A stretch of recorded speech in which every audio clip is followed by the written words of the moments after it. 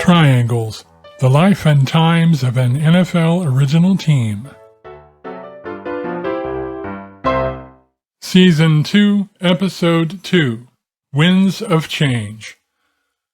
With the sudden death of Colonel Harold E. Talbott in January 1921, his son Nelson's involvement in the family's social and business affairs accelerated. In May, he took his father's place on the boards of two local financial institutions, City National Bank and City Trust and Savings Bank. By late summer, it must have been clear to everyone that Nelson's new obligations would prevent him from devoting his full time and energy to coaching the Dayton Triangles. At an informal banquet for players in September, the team introduced Frank Hinkey, Talbott's former Yale coach, as an assistant for the upcoming season. According to the Dayton Daily News account of the evening, it was Hinkey, not Talbott, who outlined to players the team's plans for the coming campaign.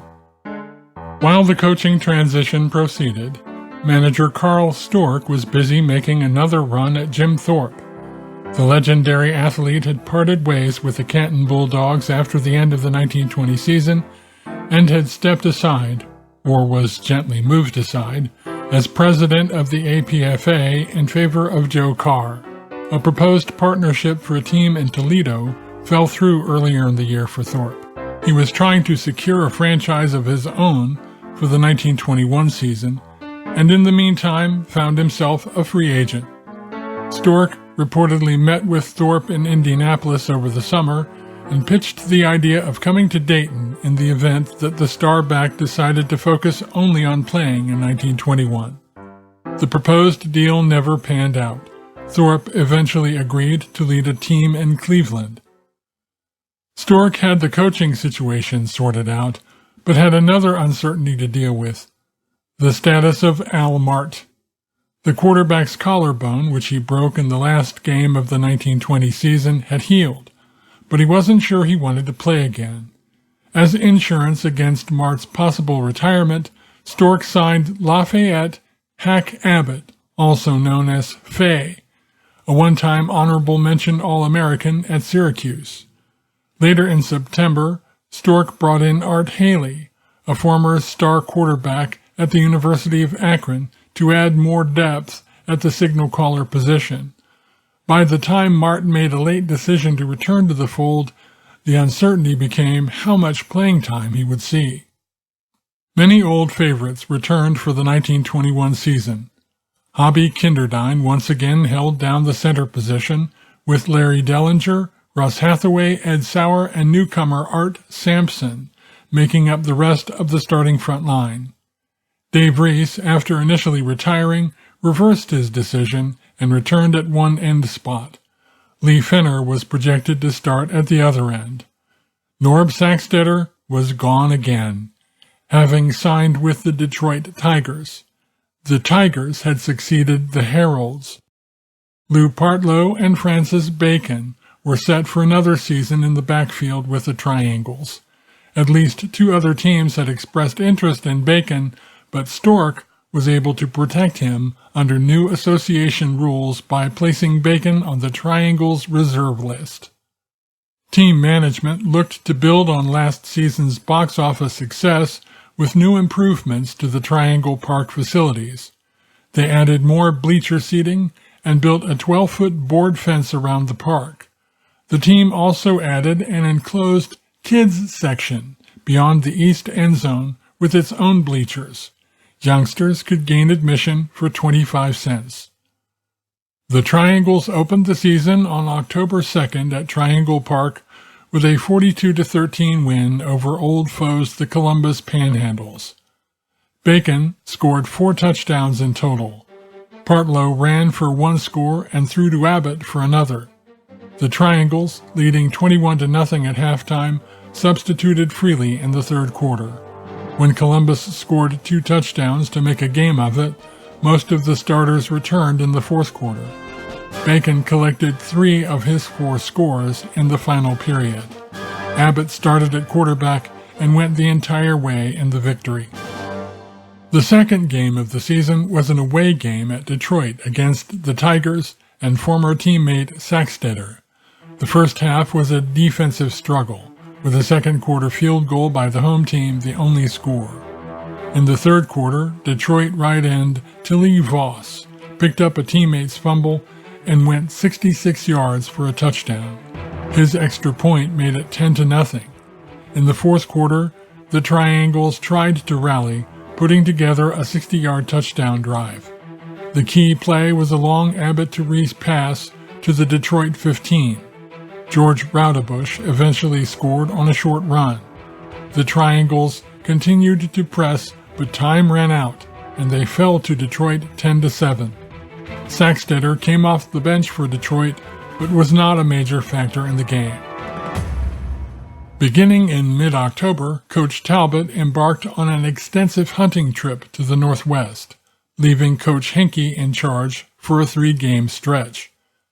The first of the games marked the return of the Canton Bulldogs to Triangle Park. Although the Bulldogs no longer featured Jim Thorpe or the other Native American stars of years past, they remained dangerous under their captain Bob Higgins. One of the Canton stars was Charlie Way, a former All-American and current University of Dayton athletic coach. Way decided to suit up for Canton despite local criticism out of a sense of loyalty to his former teammate Higgins. The two teams took the field at Triangle Park before a sellout crowd on October 16th. 2 Triangle miscues gave Canton the early lead. First, an Abbott pass was picked off and returned for a touchdown. On the ensuing possession, Bob Higgins scooped up an errant snap from Kinderdine and scored.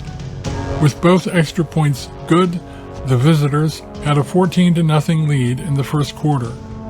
Abbott was ineffective throughout the first half, and as the second quarter wound down, Coach Hinkey inserted Mart into the game. The crafty field general went to work in earnest in the second half. Bacon scored the Triangle's first touchdown on the ground to cap off a drive set up by Mart's passing. In the fourth quarter, Mart, under pressure, threw a jump ball that Thiel grabbed out of the air. Dutch outraced the Bulldog defenders to the goal line to even the game. Both teams tried desperately for the winning score, but failed, leaving the game a 14-14 tie. The following week, the Triangles faced a tough road game at Chicago's Cubs Park, later named Wrigley Field, against the Chicago, formerly Decatur, Staleys. It was the first meeting between the Dayton team and the George Halas squad that would later become the Chicago Bears. Defense dominated from the outset. The only touchdown of the game came on a long pass from Dutch Sterneman to Halas in the third quarter. The Staleys had decided to chance a long pass after a Dayton goal line stand at the 1-yard line. Dayton's defense had trouble with Staley's back Chick Harley. They keyed on the passing game so much that Harley was able to break off several runs, keeping the ball out of Dayton hands. The 7-0 loss left the Triangles for the first time in their history with a losing record at 1-2-1.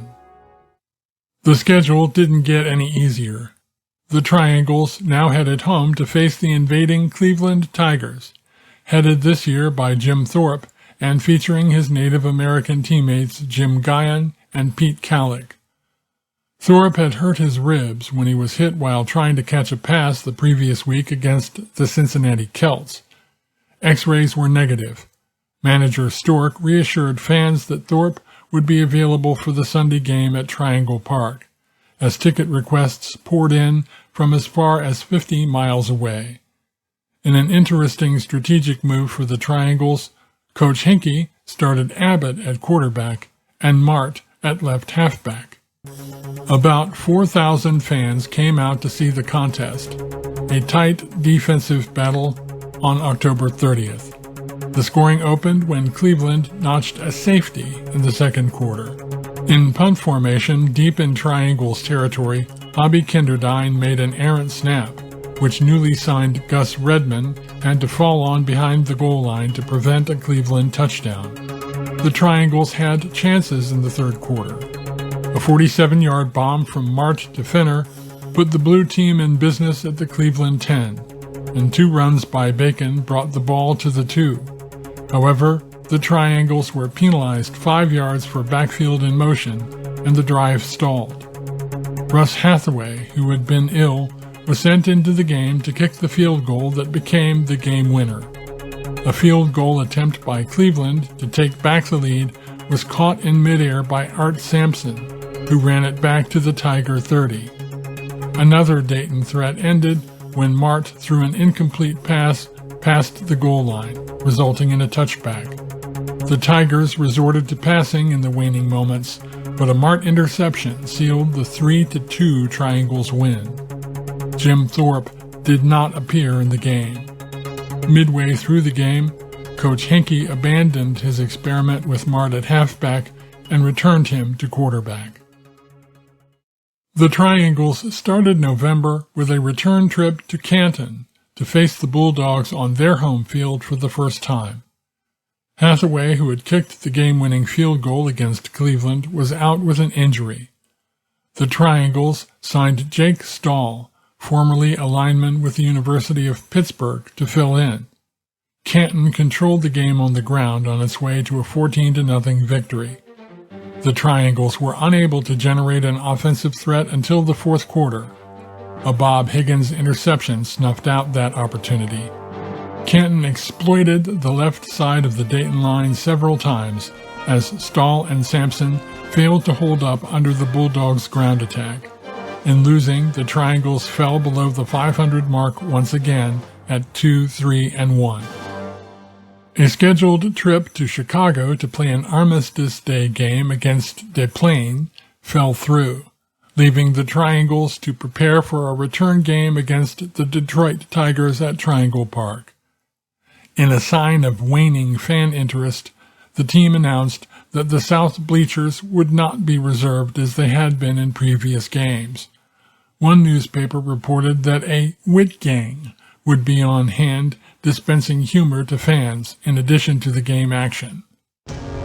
On November 13th at Triangle Park, the game was tight until the fourth quarter. 2 Hathaway field goals in the first quarter gave Dayton a 6-0 lead. That score held through halftime. Hathaway missed a field goal attempt wide left in the third quarter.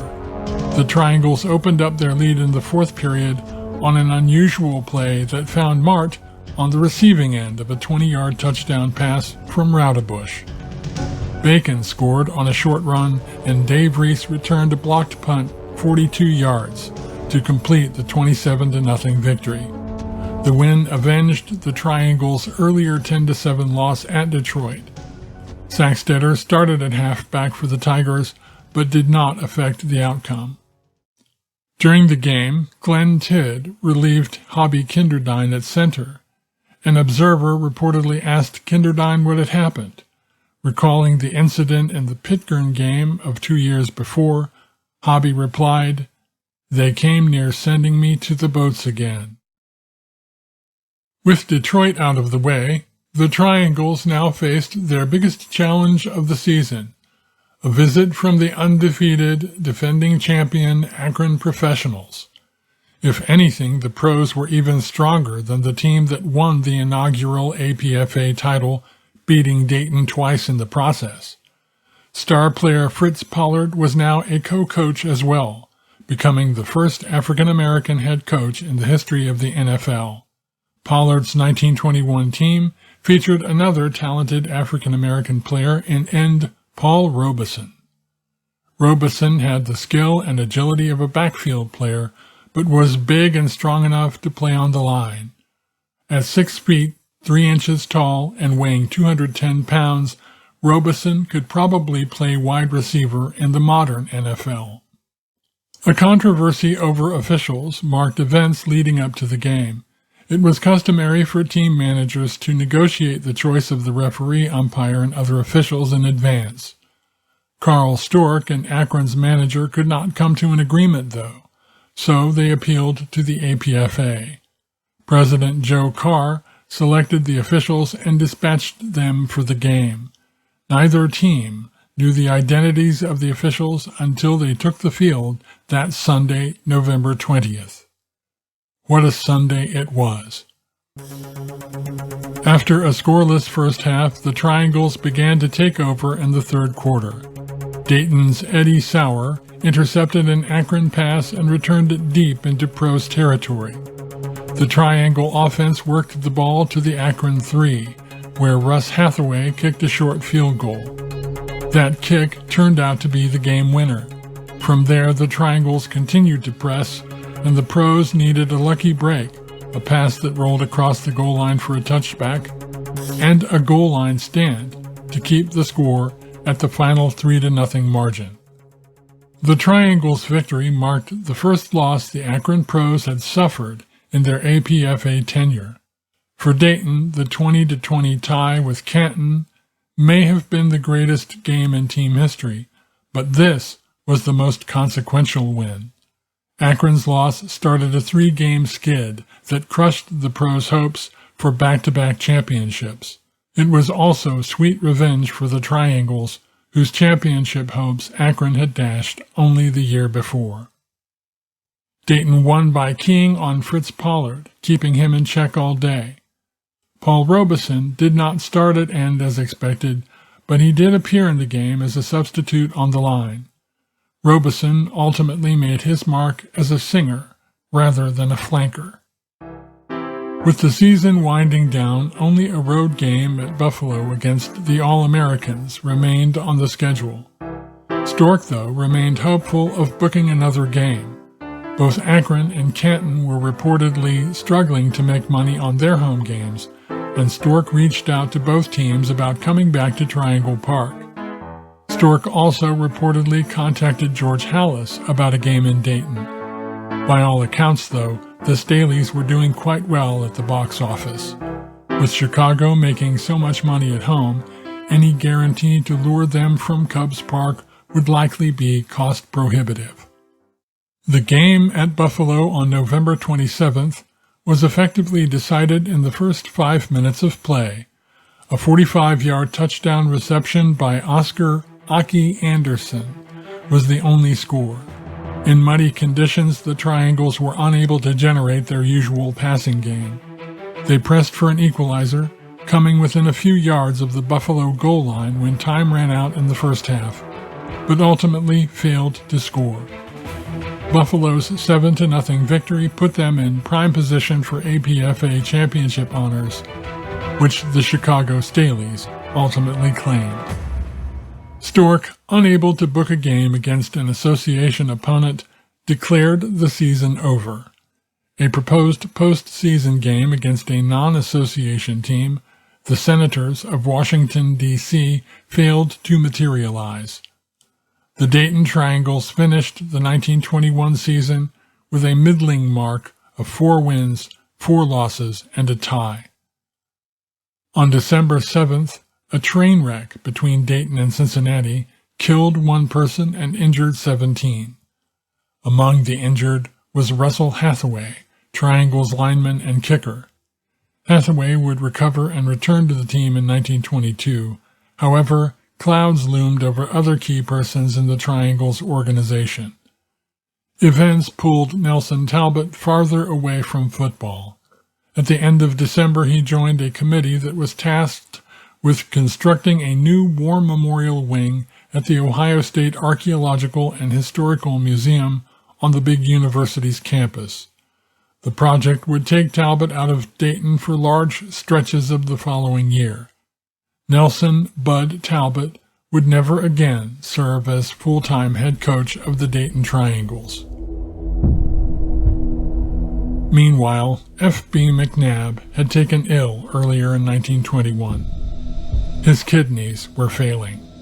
With kidney dialysis decades in the future, it seemed only a matter of time before 2 of the men who had most strongly supported the team within the Triangle companies would be off the scene. Next time, End of the Line. Triangles, The Life and Times of an NFL Original Team. Written and produced by Bruce Edward Smith. Copyright 2019, all rights reserved. For more episodes and extras, check out DaytonTrianglesPodcast.com.